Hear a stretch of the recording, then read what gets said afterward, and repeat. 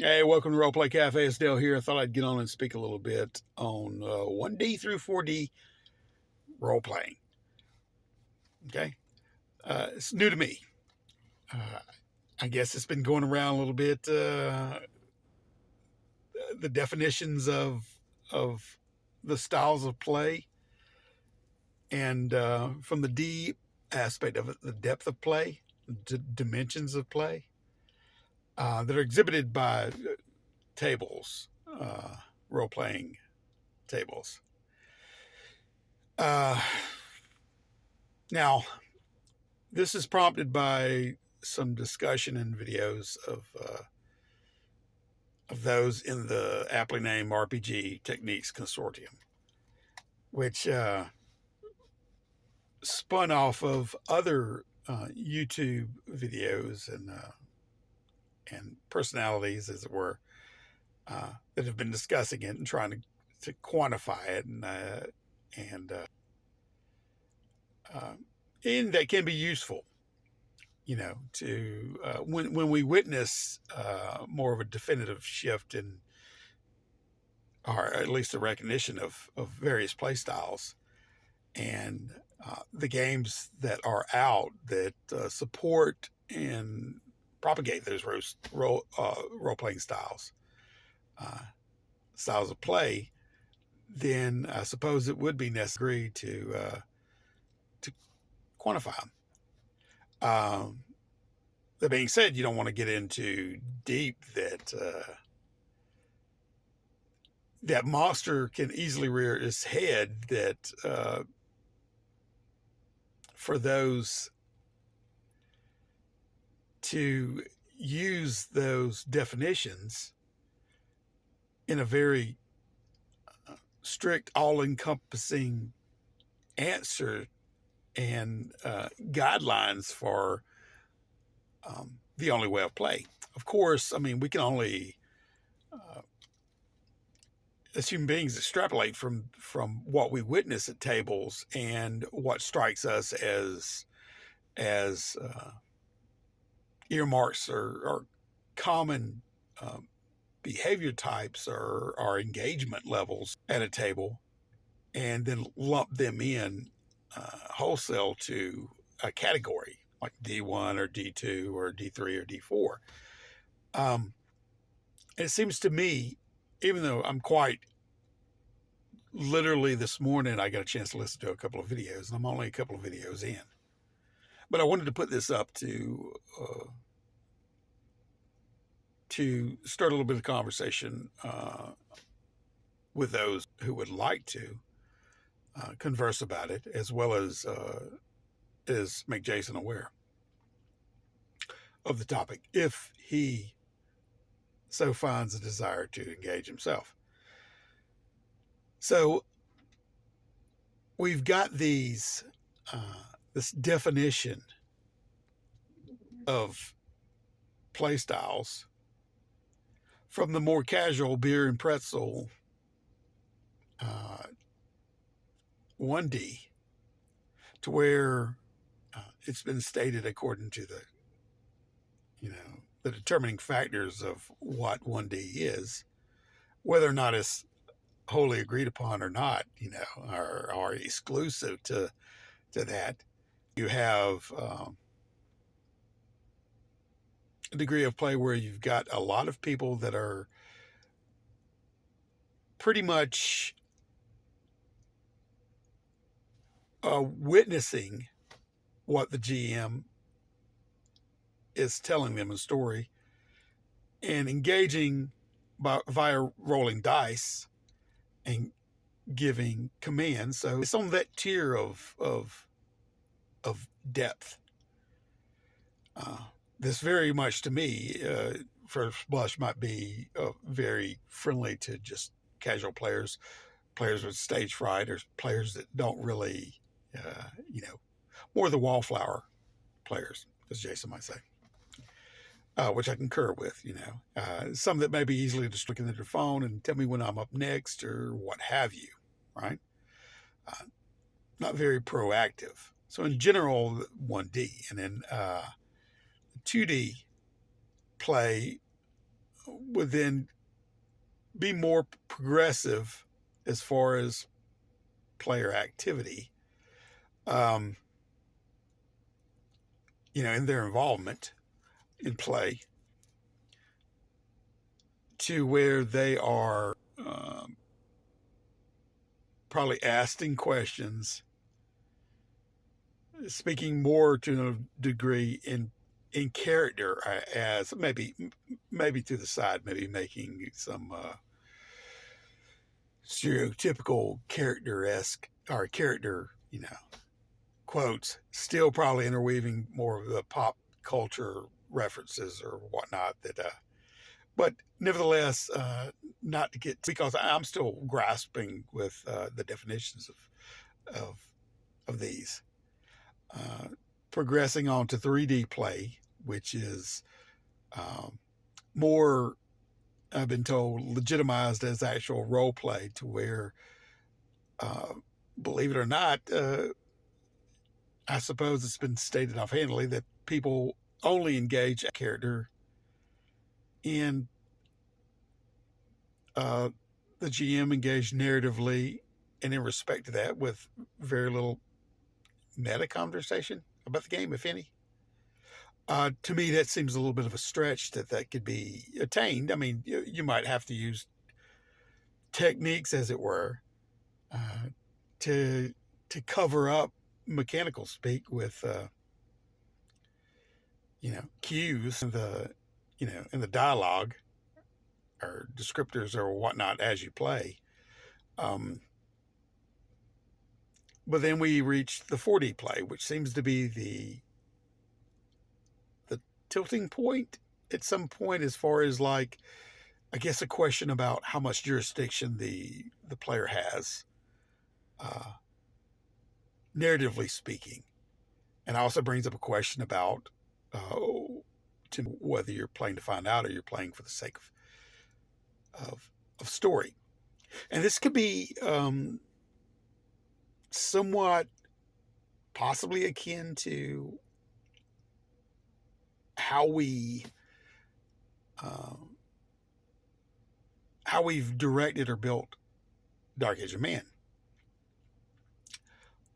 which is a system that supports to a large degree, or tries to encourage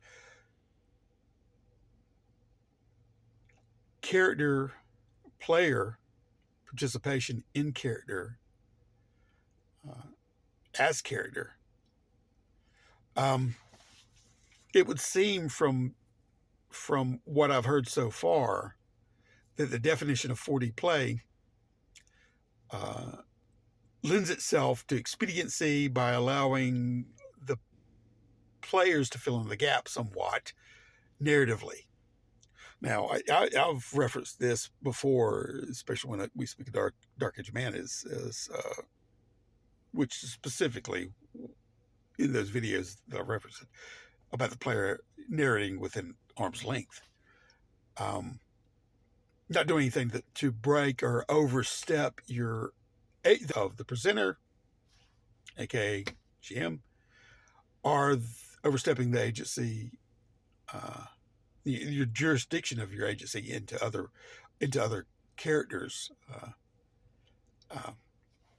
jurisdictions, as it were.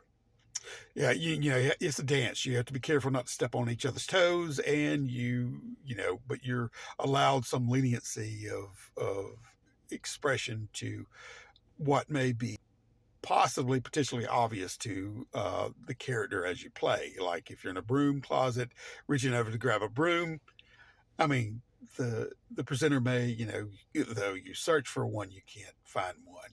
And there's arguments to be had to get, well, that generally, I feel is the table, the comfortable level of interplay, speaking toward that at the table, is often worked out at the table by those at the table, to where they feel comfortable. You know what I mean? Whether the presenter or GM has, I mean, obviously veto power on that, or how the players may want to go about looking for something in the broom closet as opposed to just automatically making assumptions about something being there.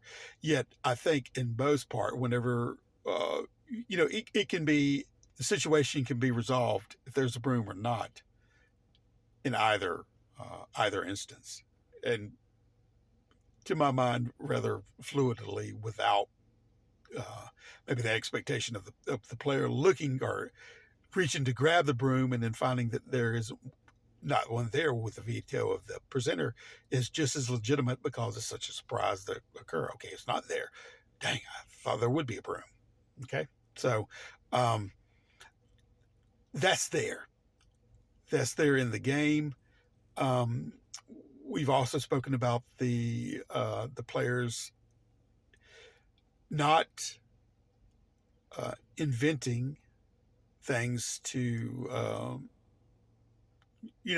for their own benefit. Largely in Dark Age of Man, it could be to your benefit or detriment because once it's brought into the world, it can be used and not used purposely, but just situationally, it can manifest to be a negative aspect just as quickly as it could be a positive. Whether it's a 12 or a 1 rolled on that. So, uh, you have to be careful because you could do it to your own demise as far as that goes. But I'm getting a little bit off base here. The definitions of the 40 play from hearing Ivan's video in particular. Like I said, I've only heard a couple of videos so far in the Techniques Consortium. Was that there seems to be more of through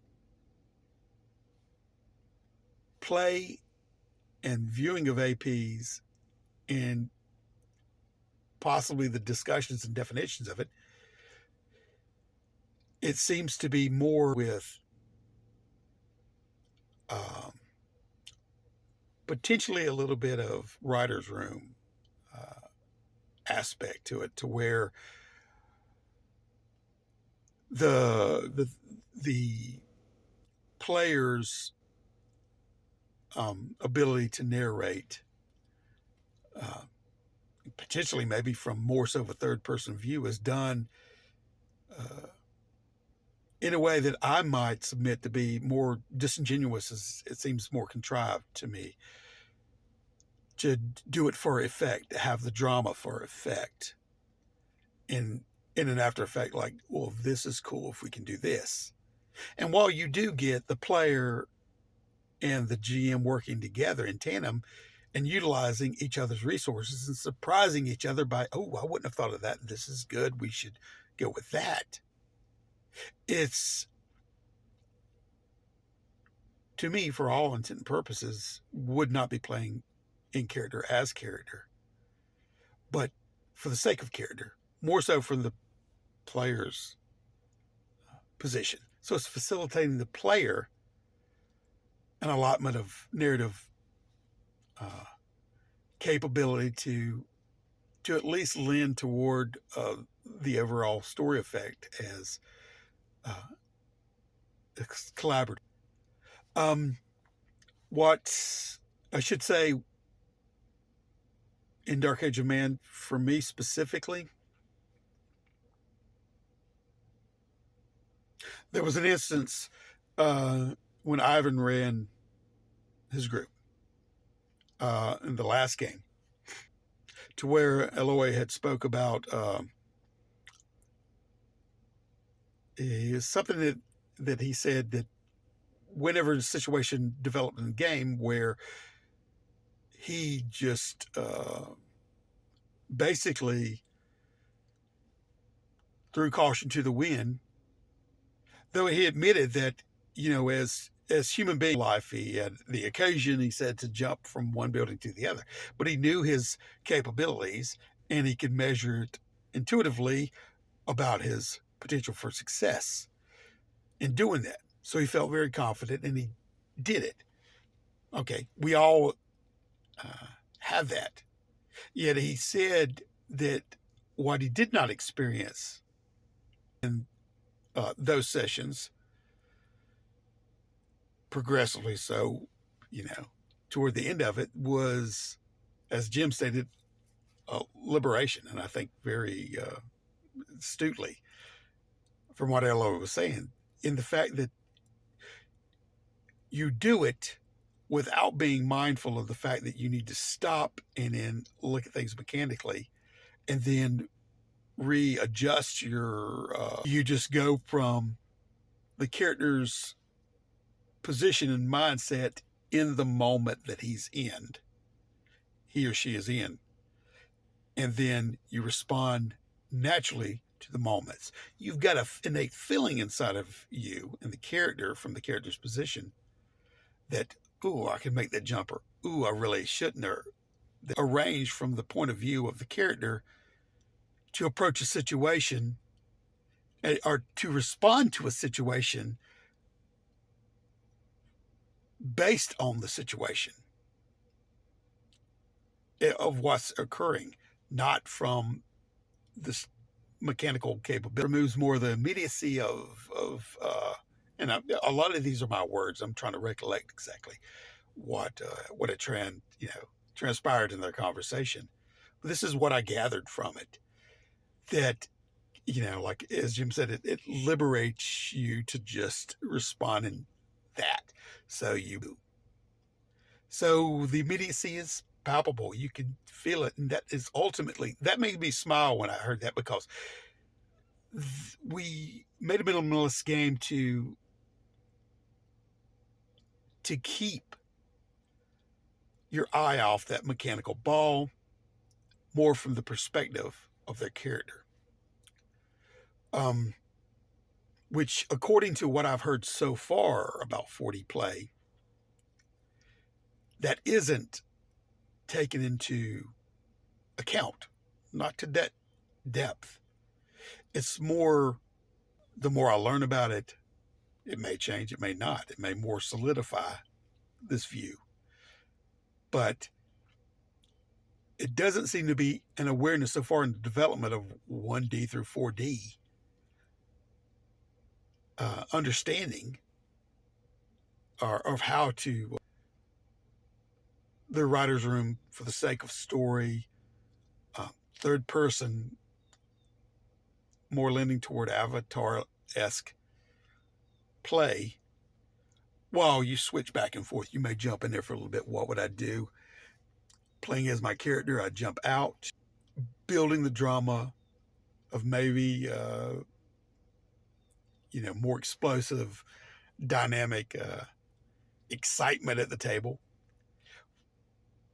for the sake of it. And it may be fine for pulp-esque play, and it can be fun, I suppose. Play on a character level when there's subtlety and nuance involved.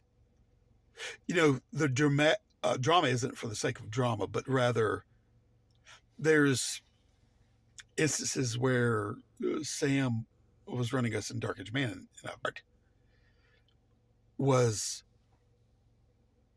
a character that was very much a black cloak, a spy, a person, a monk that had been predisposed toward allegiance toward all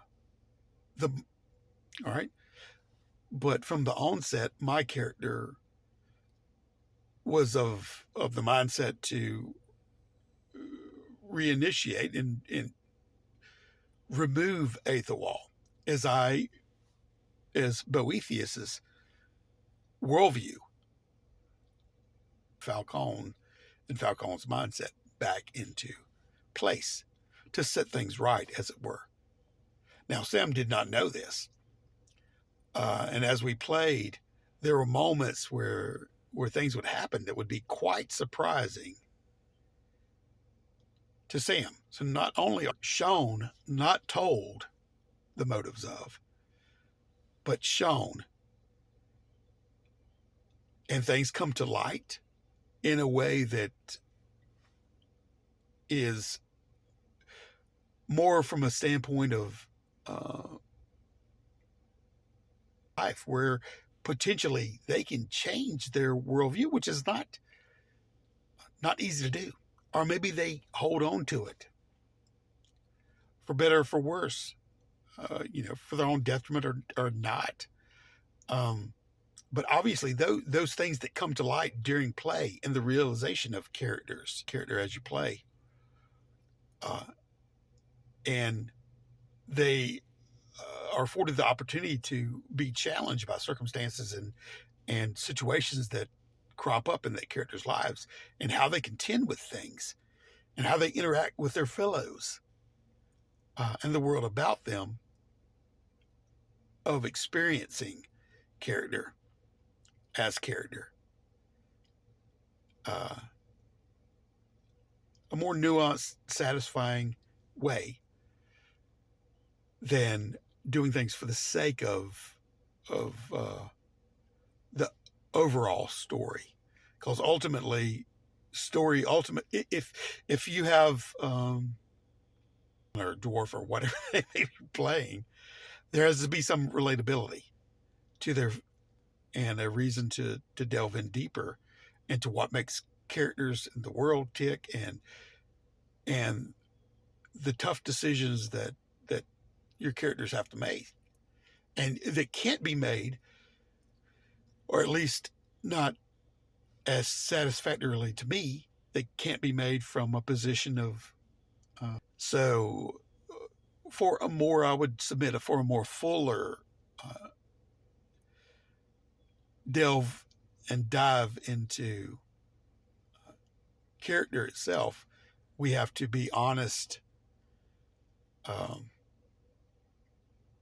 in play, learn and evolve. And when you can see others' points of view at different times, I'll play with a counterpoint of view just to understand better how to relate to others. That is the human condition. We want to reach out.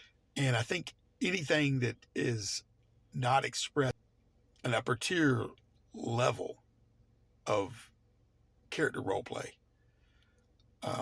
whenever like I said, that there's always that monster that rears ugly head whenever we begin to quantify, or an attempt to place a definition. It could be a solid definition. Then there's no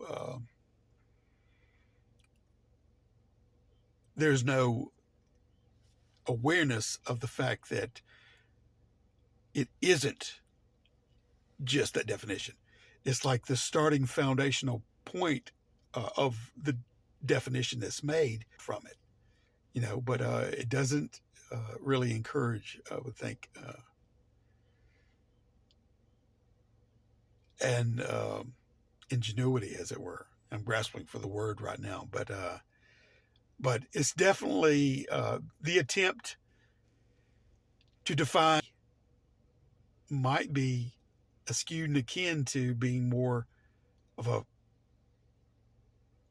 like, ultimately a definition of what character play should be, but it's a version of a contrivance of in character play for the things, or you can get more done, which all of that is true. All of that is true, but I think, at least to me, my understanding so far, it's